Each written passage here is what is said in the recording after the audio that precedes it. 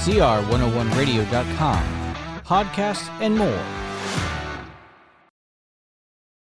29. Freedom and the vote. Never in all of man's history has a country gained freedom by voting it in.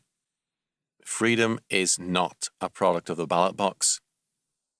Tyranny has a long history, and the cruelties practiced by some tyrants over their subjects present sickening reading. No tyrant ever gave his subjects an opportunity to vote him out. How then has the change been made? By revolution? The long history of revolutions indicates that almost invariably one tyrant is traded for another, usually a far more fearful one. How then does society change? Society changes only as the members of society change, only as men and women are regenerated by Jesus Christ. Apart from regeneration, a society can have some material progress, but no real advantage or freedom for most men as a rule. The areas of freedom have been the areas of Christian faith, and as that faith wanes, freedom wanes. This leads to some very important conclusions.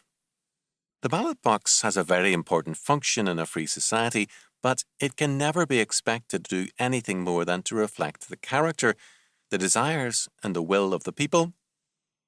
If the people who vote are of weak or bad character, if their desires are larcenous and envious, and if their will be perverse and evil, the election results will merely reflect their own nature on a broader scope. This means, too, that people who expect to reform the state or country by means of the vote, by elections, are headed for failure and disillusionment. Reformation must begin in the lives of the people in order to show up in the ballot box. Freedom has only come to a people as they have become, one by one, free men in Jesus Christ.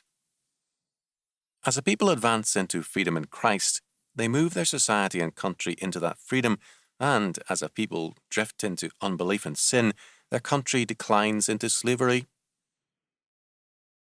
Some years ago, the poet James Oppenheim summed up the issue of freedom in his poem, The Slave, when he wrote in part, "They can only set men free, and there is no need of that.